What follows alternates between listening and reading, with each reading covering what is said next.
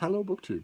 Well, I've been feeling a bit under the weather lately, and I've therefore neglected this poor channel, and all of you my poor faithful Donohuguenots have gone without their completely flawless leader this whole time. I don't know what you've been doing. uh, but one thing that I've neglected has extended longer than that time period, and a lot of you have been pointing it out to me, and that is Q&As. No matter how many Q&As we do on this channel, you always have more questions. And I wouldn't care as much, but they're always really great. The questions themselves are always really great. I don't know why. I don't know how it comes about that way, but nevertheless, we haven't done a Q&A in a while. And we certainly haven't done one for February. So I want to propose another Q&A. These aren't linked to subscriber counts anymore. That was a genius suggestion on the part of one of you to decouple those two things. They aren't linked to anything else either. Valentine's Day or President's Day or whatever. They aren't linked to anything.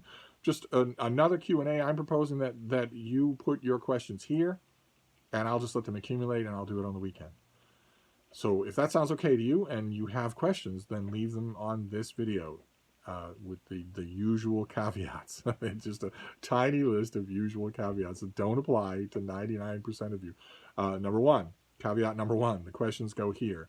If, having heard me say this on this video, you then just pig-headedly send me a question, or even worse, a list of questions, in my email, which is attached to this video, well, then I'm going to write back to you and say, that's great. These are great questions. I'll try to remember to copy and paste them where they belong, because I'm going to copy all of these questions from the comment section of this video. But then I will not do that. So it's a waste of your time, and in a large part, a waste of mine as well. The questions, if you have a question, go on this video. They don't go in my email. Caveat number two would be, if you can, try not to stem wind. Try not to use your question as a platform. I'm going to read these things, and if it goes on forever and ever, if it's a disquisition rather than a question, that's going to take up a lot of time. So brevity should be the soul of wit. And caveat number three, which really doesn't apply to more than a tiny fraction of people who are listening to me right now, is, no gotcha questions. I know what they are. I can see them a mile away, and you're not fooling anyone. Everyone else can see them a mile away as well. A question that is designed to make me say, I've never heard what you're talking about, is boring. That kind of game belongs in your sophomore year dorm room in college. It doesn't belong here. It doesn't usually happen. I think it's probably been 3 or 4 Q&A sessions since anybody tried it. But the thing is, I copy all the questions over from the comment section of this video to a Google Doc so that I can get rid of all the interstitial junk and read them clearly. And so I am often encountering questions like gotcha questions like that, obnoxious, condescending gotcha questions like that for the first time. And that's bad, because if I'm not guarding my reactions, I could go off on one of those. I can't stand them. I never have been able to stand them. Everything that they say or imply about either the asker or the recipient are all fraudulent. They are all fraudulent.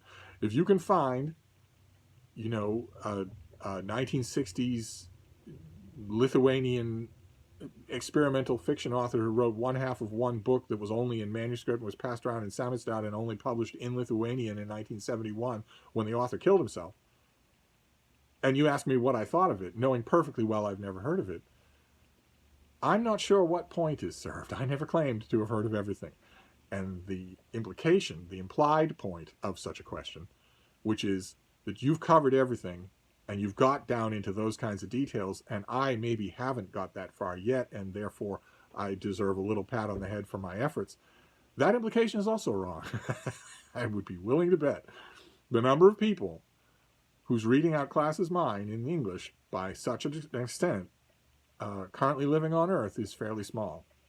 I've lost a couple of them in the last few years, so I'm keeping track. And you're not one of them. So the people, if you feel tempted to ask some sort of idiotic gotcha question, as if I'm some sort of John Houseman pompous professor who's claiming to know everything, let me assure you now, I am not a pompous John Houseman professor figure, and I am not claiming to know everything. So I guess what I'm saying is keep your questions on this video. Keep your questions brief if you can, and keep your questions honest. not only in intent, but in expression. There we go. So a Q&A, if you want to do it, after that peroration, I don't know why you would, but if you want to do it, then this is where you should leave those questions, and I will check back on this video on Friday night to collect whatever's here and do some answers on the weekend. I hope. I hope I'm feeling up to it.